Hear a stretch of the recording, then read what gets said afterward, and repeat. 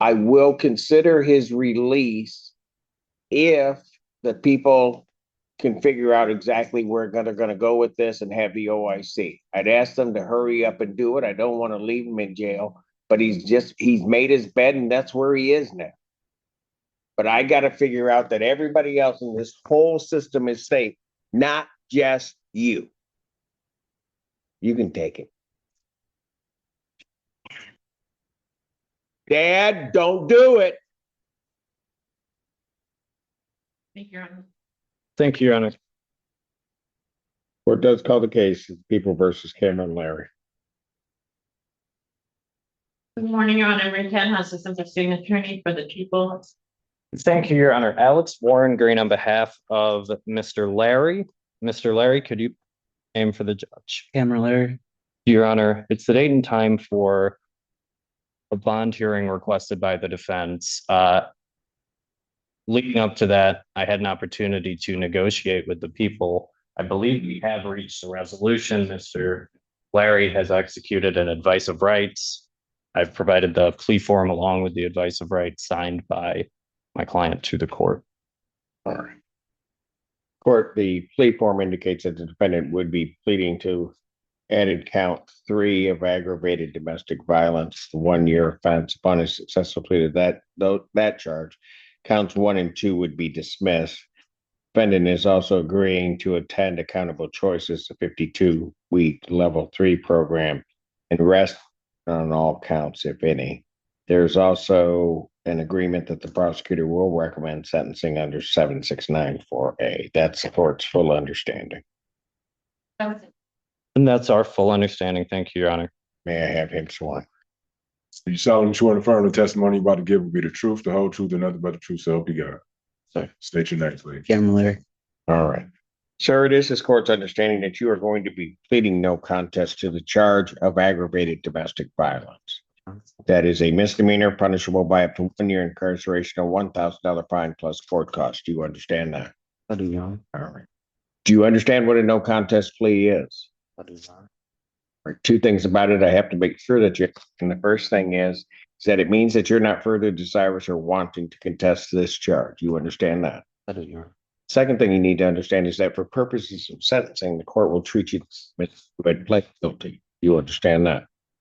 You understand also that while I'm taking your plea, I would not be your sentencing judge, and you would be sentenced before Judge Washington in the 14B District Court. Sure. All right. Basis no contest plea. Potential civil liability, Your Honor. Sir, to the charge of aggravated domestic violence, how do you plead? No contest. You understand that by pleading no contest, you will not have a trial of any kind. You're doing this voluntarily and of your own free will. Court has been provided and has reached Washington County Sheriff's Office report for their case number 2620178. Any objection from either party to the court having reviewed that report? No objection. None from the defense, Your Honor. Based upon a review of that report, the court does find that there's a sufficient factual basis in which the court could determine the defendant's guilt of this offense. Sir, I do have to advise you that if between the time of my acceptance of your plea and your time of sentencing, if you commit misconduct as defined by the Michigan court rules, not be entitled to withdraw your plea, and the court would not be bound by any sentence evaluation or recommendation. You understand that? You do? Sir. All right. Counsel, are you aware of any other promises, threats, or other inducements which have led to this plea? Court, no, Your Honor. None from the defense. And have I complied with the court rule? Most satisfied. Defense is satisfied. Court will accept the defendant's plea of no contest to count 3. Counts 1 and 2 are dismissed. Pre-sentence investigation and report is ordered at 14 probation. Sentencing will be June 15, 2026, 10 a.m. before Judge Washington. And maybe we can deal with motion to reconsider, but we can deal with the bond issue. Thank you, Your Honor. And I very much appreciate the court accommodating this hearing. I think Mr. Larry's very appreciative of that as well, because when we were last before the court on May 19th, when Mr. Larry was remanded, the reason he was remanded was for the contents of the phone calls that were at that time revealed to the court and provided what the people believe to be an adequate basis for forfeiture by wrongdoing and potential witness tampering felony charges. I spoke to Mr. Larry about those issues that arise from it and how that not only would impact his case, but potentially the outcome of this entire proceeding and his potential of additional time in custody. Those things are not just a violation of the court's orders, but there's a reason we have those rules, and it is to protect the parties and the witnesses and really the integrity of the entire system. And, when I talked to Mr. Larry about that, I think he understands how serious it is. And we're before you today to ask this court to reconsider the determination that was made on May 19th. We're asking that the court considers reinstating home confinement. And, at the time that I initially asked the court to continue his bond, I know I talked heavily about the family support that Mr. Larry has. And, in the discussions I've had with him since then, I talked to Mr. Larry about, it's rare that I see that kind of family support among my clients. And, I have clients who maybe they start with that kind of family support, but as they appear more and more times before the court, it goes away. And I don't think he ever wants to be in that position. And, he doesn't want to burn those bridges. I think he's, if not before, come to appreciate that his parents are so involved because they care about him. In the time that Mr. Larry was out of custody between April 2nd and May 7th, he submitted 4 job applications while he was on home confinement.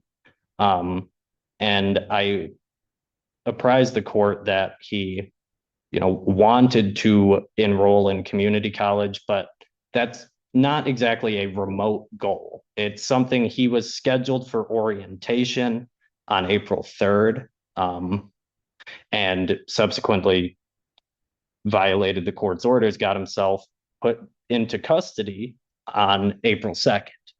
So he's taken serious steps towards bettering himself. I think that the 52-week program that our agreement contemplates is something that will benefit Mr. Larry and make it so that he is not a person who comes back before this court. And hopefully this is the turning point in his life. The agreement here is a considerable reduction. And Mr. Larry understands that there are no felony charges anymore, but he has an opportunity to keep his criminal record clean at this point if he complies with the terms and conditions that are imposed on him by the sentencing court. I'm asking the court to consider allowing him to return to home confinement and establish a period of compliance prior to sentencing in the 14B district, so that at the time of sentencing, when the court's considering the people's sentencing recommendation to 4A, he has a period of compliance and he can present himself as a good candidate for probation. Your Honor, a couple changes to the motion that I would just like to put on the record. In paragraph 3, I said the bond was posted by Mr. Larry's parents. I should have written family members. Yes.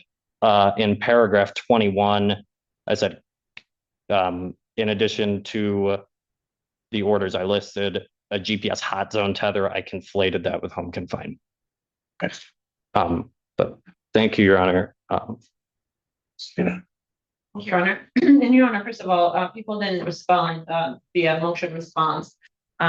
One, because this was a pretty quickly set, but more importantly, I didn't see anything additional in the motion, the motion to reconsider. And our objection would be based on all the reasons that were put on the record when we were here Tuesday. Your Honor, I will say, as counsel indicated, this is a significant reduction of not moving forward with felony charges of witness tampering. It's not something that is commonly done when someone tries to interfere with the integrity of the criminal process. The reason we take these things seriously is because not only do we here have a victim of the assault that took place by Mr. Larry, we then have a victim to the whole court system and the procedure. The right to go through this process is a sacred right. And by no means, when we say accountability, do we mean that everyone has to be guilty or no contest, right to conviction. We do mean that they have to take accountability and follow the process. And unlike the victim of his assault, the court system is not so easily coerced or bullied. So that is all really important for Mr. Larry to know moving forward. The reason for the reduction in large part is because defense counsel, the court have taken this seriously.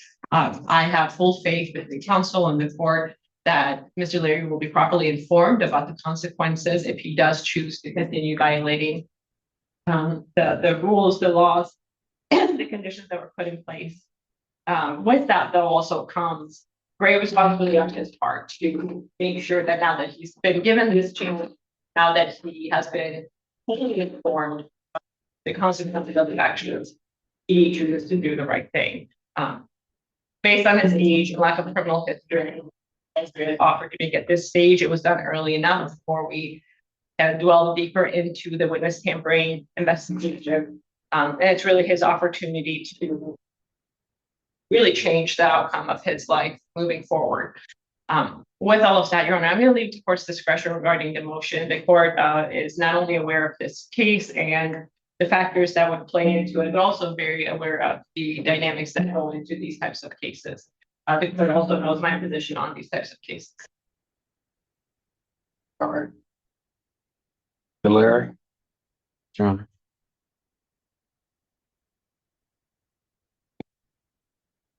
Why do you think I was so angry with you? Because I kept digging myself a bigger and bigger hole. Is what? 'Cause I kept digging myself a bigger and bigger hole when I could have just. Yeah, there's that. But you know, your family, I didn't know at the time, but they was your, I think your siblings that posted this bond. And I'm looking at it and I'm thinking to myself, I didn't want, because you came initially before me in custody, I didn't want them to lose that.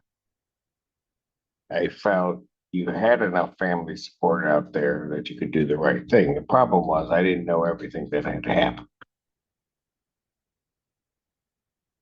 Young man, you were messing with fire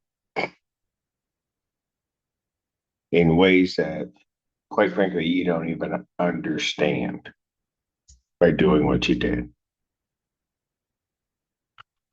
When you find yourself in a position like this, it is no time to try to play around and think that somehow or another you're going to be able to do something that's going to manipulate the system. You hear me? I understand, Your Honor. And if you think I don't put up with it, I'm going to tell you right now, you're going before Judge Washington. She is not going to tolerate it, not one bit. So I'm going to suggest to you that you toe the line. I'll say also this, because sometimes it's said that a son can maybe pay for the sins of his father, but I'm not going to do that to you. Because what your dad did, Yeah. High temper.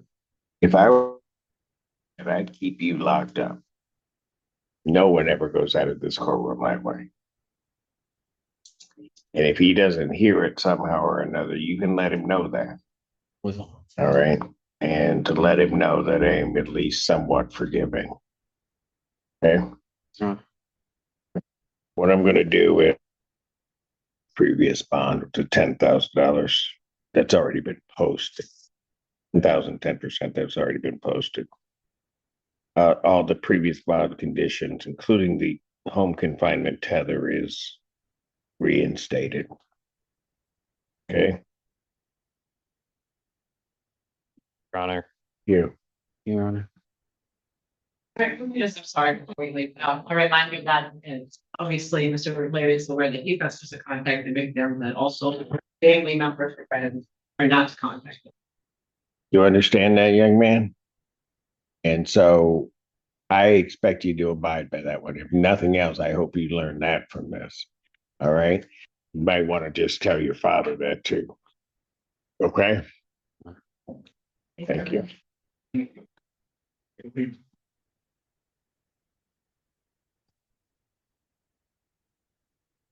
Court. I'm fine.